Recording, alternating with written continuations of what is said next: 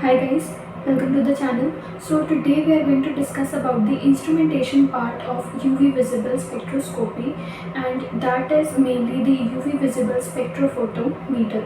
So in instrumentation part we will discuss about two types of spectrophotometers. One will be single beam and second will be the double beam spectrophotometers.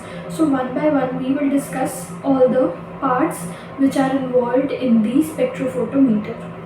So the first part is radiation source. So as the name suggests, it is going to act as the source for radiation and will provide the energy. Second part is the monochromator. So monochromator is comprised of some parts.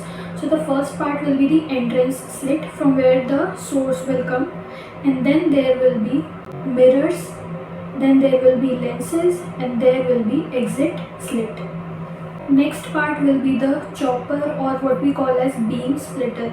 This is only present in double beam spectrophotometers. Why? We will discuss that shortly.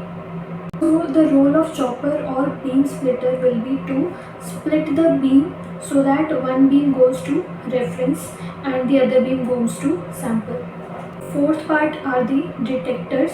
So in case of single beam spectrophotometer we use single detector, and in case of double beam spectrophotometer we use two detectors. Next part is the amplifier, which is obviously going to amplify the signals, and sixth part is the recorder, which is going to record those signals. Now talking about the lamps which we are going to use for the radiation source. So we will use two types of lamps. First will be the hydrogen deuterium lamp, which will work in the UV region, and range will be 200 to approximately 375 nanometers. Next will be the tungsten filament lamp, which will work in the visible region and will provide the radiation of wavelength 375 to 800 nanometer. Nevertheless, tungsten filament provides much more wavelengths, and the actual range is 350 to 7500 nanometers, but we are going to use only up to 800 nanometers, that is the up to visible range. Now next comes the monochromator. Now monochromator comprised of various parts. First is entrance slit, second is collecting lens, and third is the grating. Grating is nothing but the grooves which are being provided, which act as prism. So in 1 millimeter we have about 1200 to 1400 grooves. Now if we talk about what is grating, grating is simply when we convert a radiation source into VIBGYOR, that is the violet, indigo, blue, green, yellow, orange or red. Now talking about the detectors, there are going to be three types of detectors which we are going to study in this spectrophotometer. First is going to be the photomultiplier tube, also known as PMT. Second is photodiode array detector, that is PDA detector, and third will be the CCD, or charged coupled detector. Now one by one we are going to study about each of these detectors. So first we will talk about PMT, that is photomultiplier tube detectors.